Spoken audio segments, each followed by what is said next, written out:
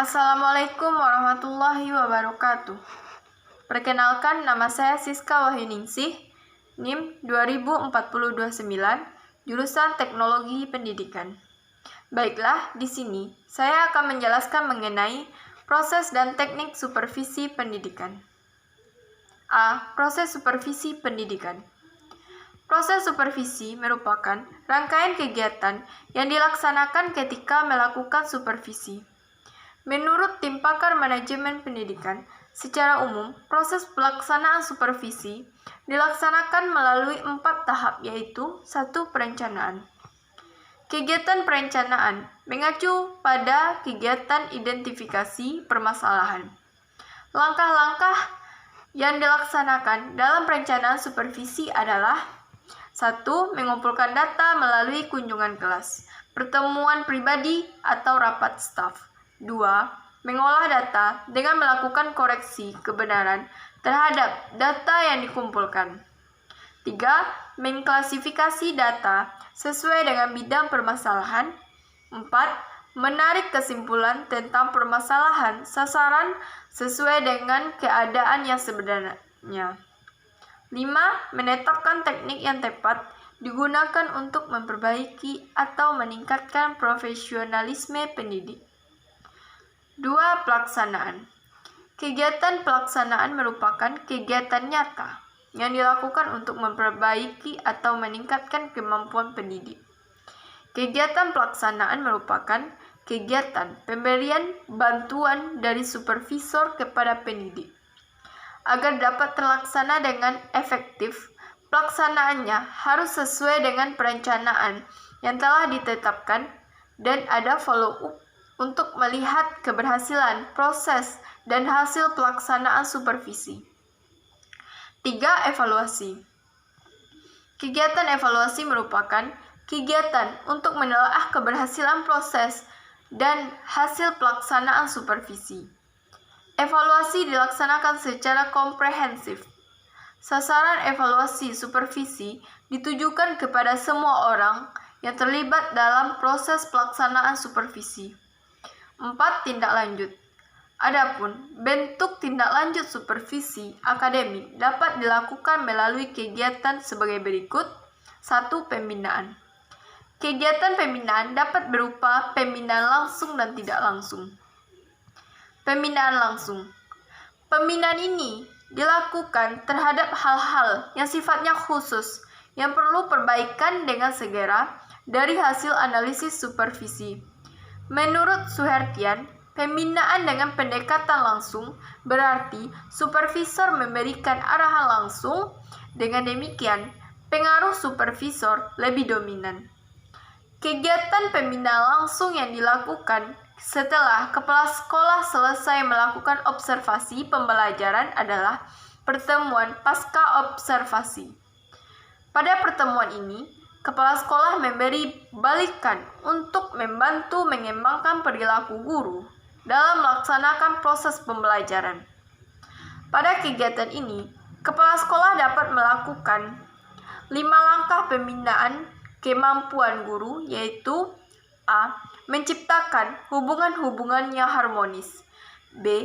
Analisis kebutuhan. C. Mengembangkan strategi dan media. D. Menilai. E. Revisi. Pembinaan tak langsung. Pembinaan ini dilakukan terhadap hal-hal yang sifatnya umum yang perlu perbaikan dan perhatian setelah memproses hasil analisis supervisi. Suhertian menyatakan bahwa perilaku supervisor dalam pendekatan tidak langsung adalah mendengarkan, memberi penguatan, menjelaskan, menyajikan, dan memecahkan masalah. Beberapa jenis komponen yang dapat dipilih kepala sekolah dalam pembinaan guru untuk meningkatkan proses pembelajaran adalah sebagai berikut. 1. Menggunakan buku, pedoman atau petunjuk bagi guru dan bahan pembantu guru lainnya secara efektif. 2. Menggunakan buku teks secara efektif. 3. Menggunakan praktek pembelajaran yang efektif yang dapat mereka pelajari selama bimbingan teknis profesional atau in-certificate training. 4. Mengembangkan teknik pembelajaran yang telah mereka miliki. 5. Menggunakan metodologi yang luas atau fleksibel. 6. Merespon kebutuhan dan kemampuan individual peserta didik. 7. Menggunakan lingkungan sekitar sebagai alat bantu pembelajaran. 8. Mengelompokkan peserta didik secara lebih efektif. 9. Mengevaluasi peserta didik dengan lebih akurat atau teliti atau seksama. 1. Bekerja sama berkolaborasi dengan guru lain yang lebih berhasil. 2. Mengikut sertakan masyarakat dalam mengelola kelas. 3. Memperkenalkan teknik pembelajaran modern untuk inovasi dan kreativitas layanan pembelajaran. 4. Membantu peserta didik dalam meningkatkan keterampilan berpikir kritis, menyelesaikan masalah, dan pengambilan keputusan. 5. Menciptakan suasana pembelajaran yang kondusif. Peraturan Menteri Pendidikan Nasional Nomor 41 Tahun 2007 mengatur tentang pengawasan proses pembelajaran yang meliputi pemantauan dan supervisi. Hal-hal tersebut di atas harus dicantumkan pada program tindak lanjut. 1. Program tindak lanjut hasil supervisi akademik. Agar pelaksanaan tindak lanjut supervisi akademik dapat berlangsung secara efektif, perlu membuat program rencana tindak lanjut. Modul ini diharapkan membekali peserta menyusun program tindak lanjut hasil supervisi akademik. Penyusunan program tindak lanjut diawali dengan melakukan analisis kebutuhan peserta berdasarkan analisis hasil supervisi akademik. Analisis kebutuhan merupakan upaya menentukan perbedaan antara pengetahuan, keterampilan, dan sikap yang dipersyaratkan dan yang secara nyata dimiliki. Analisis kebutuhan ini dapat dilakukan dalam tahapan sebagai berikut. 1. Mengidentifikasi kebutuhan-kebutuhan terkait masalah-masalah pembelajaran dan perbedaan apa saja yang ada antara pengetahuan, keterampilan, dan sikap yang nyata dimiliki guru dan yang seharusnya dimiliki guru. 2. Mencatat prosedur-prosedur untuk mengumpulkan informasi tambahan tentang pengetahuan keterampilan pembelajaran guru.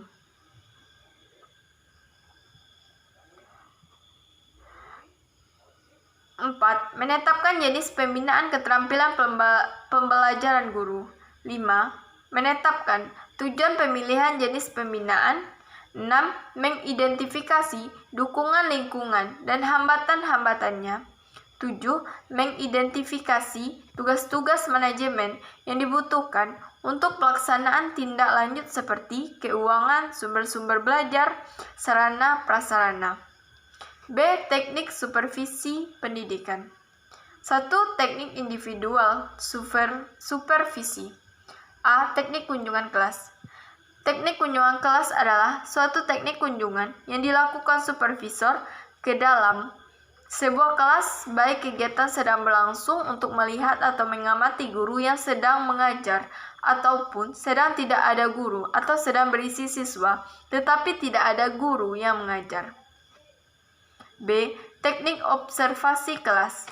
Teknik observasi kelas adalah suatu teknik kunjungan yang dilakukan supervisor, baik pengawas atau kepala sekolah, ke sebuah kelas dengan maksud untuk mencermati situasi atau peristiwa yang sedang berlangsung di kelas yang bersangkutan. C. Percakapan pribadi. Percakapan pribadi merupakan dialog yang dilakukan guru oleh supervisornya yang membahas tentang keluhan-keluhan dan kekurangan oleh guru yang mengajar. D. Percakapan kelompok. Guru yang kurang percaya diri dan akan lebih baik jika dimintai pendapat dia membutuhkan pendamping Mungkin karena kurang berani dalam menyampaikan pendapatnya. Akan tetapi, ketika ada orang lain, dia menjadi percaya diri dalam mengemukakan pendapatnya. Sebagai alasan untuk bahwa pewawancara tidak terlalu ingat siapa yang berpendapat seperti yang dia katakan. Intervisitasi atau mengunjungi sekolah lain. Teknik intervisitasi adalah saling mengunjungi antara guru yang satu dengan guru yang lain yang sedang mengajar. Penyeleksi berbagai sumber materi untuk belajar. Teknik pelaksanaan supervisi ini berkaitan dengan aspek-aspek belajar mengajar. Dalam usaha memberikan pelayanan profesional kepada guru, supervisor pendidikan akan menaruh perhatian terhadap aspek-aspek proses belajar mengajar sehingga diperoleh hasil yang efektif. Menilai diri sendiri. Guru dan supervisor melihat kekurangan masing-masing, yang mana ini dapat memberikan nilai tambah pada hubungan guru dan supervisor tersebut, yang akhirnya akan memberikan nilai positif bagi kegiatan belajar mengajar yang baik. Supervisi yang memakai para siswa. Teknik ini adalah dengan menanyakan kepada siswa tentang belajar mengajar dan materi yang telah diajarkan. 2. Teknik kelompok supervisi. Penemuan orientasi bagi guru baru. Pertemuan orientasi adalah pertemuan antara supervisor dengan supervisi atau terutama guru baru yang bertujuan menghantar supervisi memasuki suasana kerja yang baru. Rapat guru. Rapat guru adalah teknik supervisi kelompok melalui rapat guru yang dilakukan untuk membicarakan proses pembelajaran dan upaya atau cara meningkatkan profesi guru. Studi kelompok antar guru. Studi kelompok antara guru adalah suatu kegiatan yang dilakukan oleh sejumlah guru yang memiliki keahlian di bidang studi tertentu. Diskusi. Diskusi adalah perutkan pikiran atau pendapat melalui suatu percakapan tentang suatu masalah untuk mencari alternatif pemecahannya. Workshop. Workshop adalah suatu kegiatan belajar kelompok yang terjadi dari sejumlah pendidik yang sedang memecahkan masalah melalui percakapan dan bekerja secara kelompok. Tukar-menukar pengalaman.